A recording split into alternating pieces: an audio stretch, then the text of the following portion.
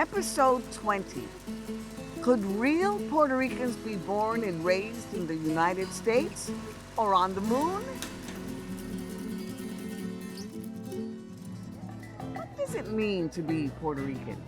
Do we become less Puerto Rican when we no longer live within the boundaries of the island? In 2024, more than half of all persons of Puerto Rican origin do not reside in the Puerto Rican archipelago. From Hawaii to New York, Alaska to Florida, Massachusetts to California, and Illinois to Texas, the diasporic community still embrace and protects Puerto Rican culture far away from the archipelago.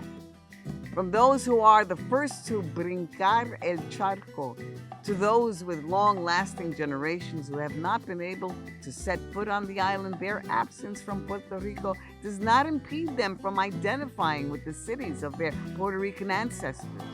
Although these Puerto Ricans may acknowledge that they were displaced, there's a mutual understanding that being historically removed from their land does not make them less Puerto Rican. Any other human being, Puerto Ricans have the right to belong to the community that gives them purpose and meaning.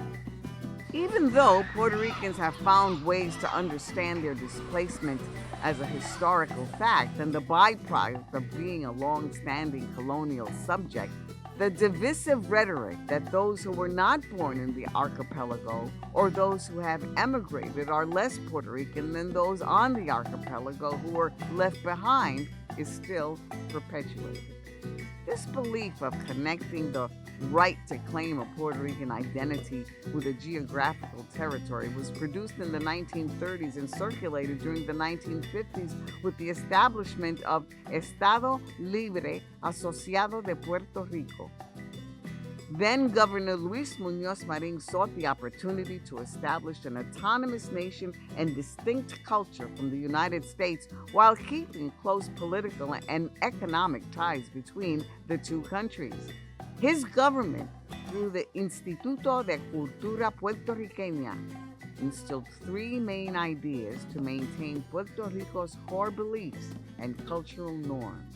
The Spanish language is the breath of the Puerto Riqueño spirit, the belief that Puerto Rico's territorial area is the geographic entity that contains the entire nation, and the belief that a common origin based on place of birth and residence defines all who claim to be Puerto Rican. In his first official message commemorating the first anniversary of ELA, Muñoz Marín addressed Puerto Ricans living in the United States and explained how he reconceptualized Puerto Rico and its people. Puerto Rico is not a federated state like Florida or Texas. It is not a separate republic like Cuba or Costa Rica. Structurally, it is more like Florida or Texas. Culturally, it is more like Cuba or Costa Rica. It crystallizes in Puerto Rico the historical mutation of a Latin American people, proud of its tradition, formed by loyal citizens of the United States of America, who are proud to have that great citizenship, in addition to the noble citizenship of Puerto Rico. It attempts a new mode of federal relationship. In this way, Muñoz Marín's Free State not only expanded the traditional understanding of a federated state and a Latin American country, but it also relocated its government and population outside their land confinements through a series of social and economic policies, blurring its territory's geographical borders. Puerto Rican scholars have studied and documented how governmental policies for the modernization of the archipelago and labor recruitment of Puerto Ricans resulted in the formation of the Puerto Rican Diaspora.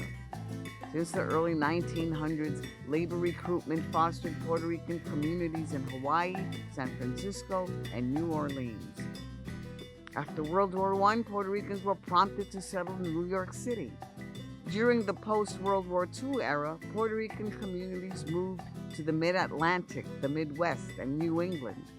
By the early 2000s, many Puerto Ricans migrated to the South and continue to do so, as climate change, austerity measures, and energy crisis make living within Caribbean borders unbearable.